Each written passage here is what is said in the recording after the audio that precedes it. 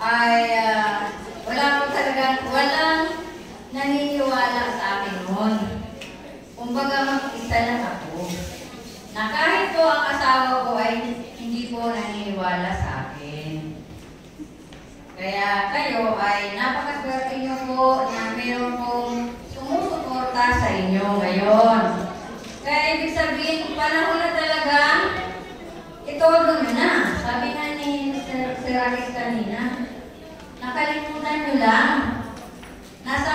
Nag-iba yung mindsetting natin. Samantalang tayo po ang pinakamagaling sa buong mundo ng BFM. Kaya lang, ano na po ang nangyari? Parang na-comfort. Diba? So, sabi ko nga, nung nag-umpisa ako, walang naniwala sa akin. Kasi, walang-wala po talaga ako. Hindi rin po ako nakatapos ng pag-aaral. Kaya, syempre, siguro, wala talagang maniniwala sa akin at walang magtitiwala. Pero, naisip ko noon, bakit po hahayaan na husgahan ako ng ibang tao? Kasi, niisip ko na kaya ko naman gawin at meron naman siguro akong maibibigay sa kapwa. Kaya po, ang ginawa ko noon ay talagang nagsikap po akong matuto. Kasi wala po akong alam sa ganitong negosyo. At syempre, hindi ko po nakasanayan yung ganito. Dahil mahiyain ko po talaga noon. Syempre, ikaw ba naman hindi nakatapos ng pag-aaral at isang mahirap? Nahiya akong lumabas noon. Nahiya akong makipag-usap noon. Kaya lang, paano ko ito magagawa ang negosyo na ito na alam ko naman na para naman sa lahat. Pero kailangan ko lang talagang matuto. Kaya po, tinulak ko yung sarili ko, pinilit kong matutunan ang ganitong sistema. So, grabe ko talaga, struggle ko talaga sa umpisa. Lalong-lalo na kung walang sumusuporta sa'yo. Kung mag-isa ka lang. Pero alam nyo ba na napakalaking tulong sa akin yung nangyari na yun dahil naging matibay po ako sa mga struggle. Lahat po ng struggle ko ay naging aral sa akin. Marami po akong natutunan. At naging matibay po ako. Alam niyo po ba na pag wala kayong alam, pwede kayong durugin. Pwedeng durugin pa rin pagkatao mo ng tao sa labas. Nang kapangyayari. Pero pag meron kang alam, hindi ka nila kayang tumbahin. Yes! Diba?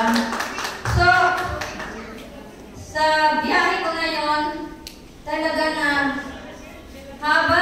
habang dinadanas ko yung hirap, lahat po ng mga, alam niyo naman sa labas, di ba? Sabi nga,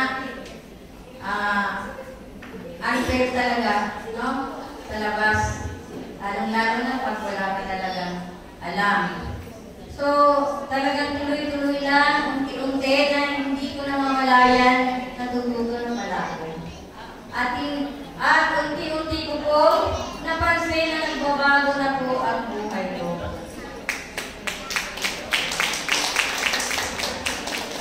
At doon,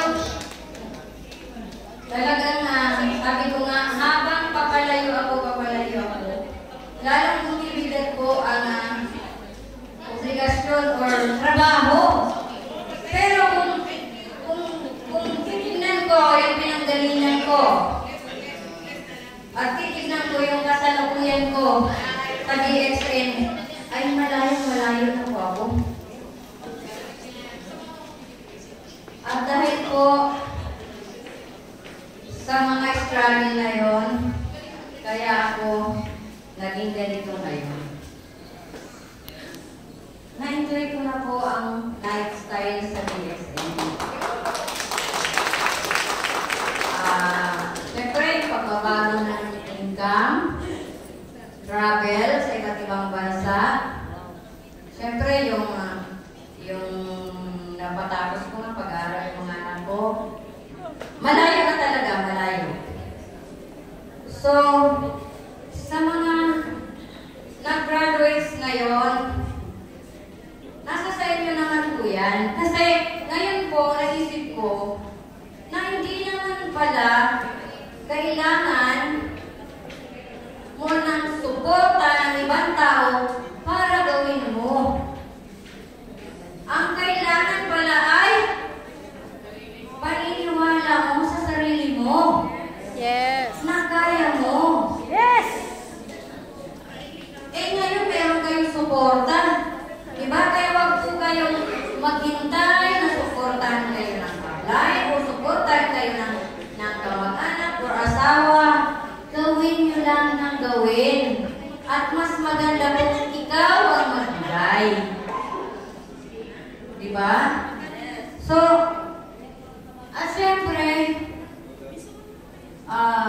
wag kang maghintay na paniwalaan ka, wag kang maghintay ng, sabi nga, timing, moment ng timing, yung sinasabing, sasabihin ko muna sa asawa ko, sasabihin ko